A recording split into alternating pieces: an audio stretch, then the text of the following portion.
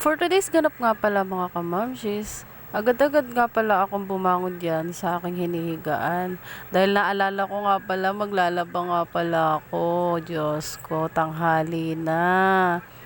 Ayan, at ako'y madaling-madali na nga sa pagliligpit dyan. Nagwalis-walis na nga din ako dyan mga kamamshis, pero sana sa susunod vacuum na yan. Cheers! Para nang sa gano'n naman, lahat ng alikabok sa sulok-sulok ng aming bahay ay akin ng matanggal. O, di ba? Hindi naman masamang mangarap, mga kamamshi. At pagkalabas ko nga, nakita ko ang aking anak na ayan at nahiga pa siya. Sabi ko sa kanya, mupo na siya doon sa may bangkot. Maya-maya lang ay kakain na kami. Ayan nga mga kamamshis, hindi pa nga talaga ako sinunod. Nakahiga pa rin siya sa mga oras na yan. Nagse-cellphone, alam niyo naman ang mga bata, ganyan na talaga, hindi na kagaya ng dati. Oh, ayan, pasayaw-sayaw. Sabi ko nga sa kanya, umupo na siya dito at kami kakain. Anak ko, nagpakuha pa ng sarili niyang pagkain. Oh, ayan. Gusto niya talaga mga kamamshis nagsosolo na talaga siya ng pagkain. Ayan. Yung Maxine ko nga pala ay turning 3 years old na next month. O, diba? Parang kailan lang, inaantay-antay ko lang siya ngayon. Ayan, at magtatatlong taon na. Sobrang likot at kulit na ng maksini kong iyan. Masyadong nang makulit, malikot.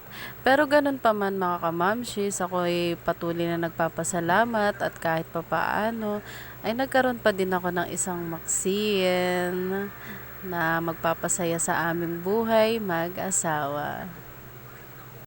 Kahit na kadalasan nga, HB ko dyan, mahal na mahal ko yon. Kung di nyo lang po na itatanong, may PCOS po kasi ako.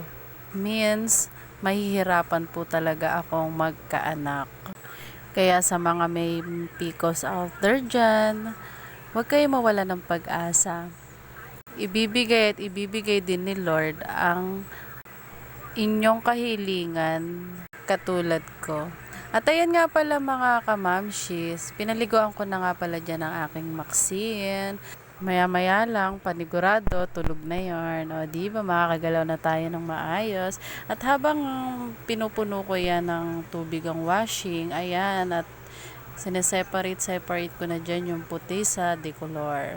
Para naman mamaya, salang na lang ako ng salang. Pero, aalisan ko yan ng libang mga kamamshis, ha.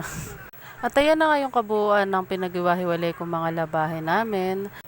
At habang nga pala ako nagpapaikot dyan para hindi rin masayang ang oras ko, mag-upload muna ako ng paninda ko online. Ayan, upload lang. Dagdag kita din kasi to mga kamamshis. Pantulong na din to sa ating mga Diyosawa.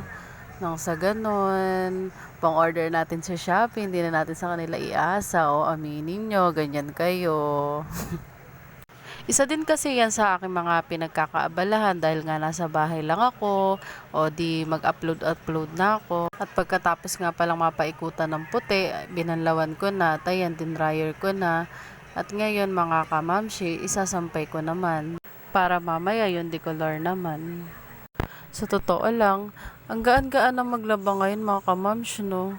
Yung may washing ka na, may dryer ka na, yung hindi mo na kailangang palipitang mainam yung sampay mo para lang matuyo agad. Ilalabas pa yung sampay. Sa pagwawashing naman, di mo na kailangan mag-brush. Sobrang dali na ng paglalaban sa panahon natin ngayon mga kamams. Di tulad nung araw, yung mga nanay natin, nagbabrush pa, nagkukula pa kung tawagin. Tapos yung naano ko pa dati, yung mga matatanda, hindi naman katandaan ha. Yung mga lola ba natin, mga kamams, nung araw nagkukula pa. Ay, nagkukula ba yun? Ay, amirol. Amirol pala, amirol. Correct me if I wrong. Kung amirol ba'y tawag doon. Basta yung matigas siya yung mga kumot, punda, mga ganun. Ayun. Tapos ngayong generation natin, ayan, may washing na, may dryer na, salang ka lang ng salang. 'Di ba, banlaw lang, mahirap, ayun. Kapag sasampay, pagtutupi, may mga nauso pa ngayong automatic washing machine, yung paglabas nun, sasampay mo na lang, o 'di ba? Kaya wala na tayong rason mga moms na hindi tayo maglaba kasi sobrang techy na ng generation natin ngayon. Habang nagsasampay nga pala ako diyan mga ka-moms, ay nagulat ako sa aking asawa. Sinabi niya bigla sa akin na, "May, ako na yung magtutupi nitong mga damit." Kaya sabi ko sa kanya, "Ayusin mo yan. Pag di maganda yung pagkakatupi niyan, ulitin ko talaga yan." O, di ba? Kaya ayan, inayos niya ng banggang-bangga.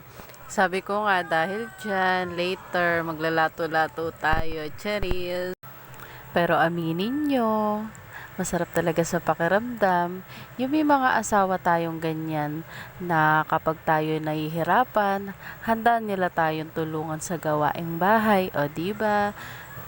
Kahit sa maliliit na bagay lang, bahay, tulungan nila tayo. Napakalaking bagay na sa atin yan mga kamams. Kasi hindi naman porket tayo nasa loob ng bahay, wala na tayong ginagawa. Iyon ang alam nila, pero sa pagiging housewife talaga, nasa sayo lahat. Linis, luto, pag-aalaga.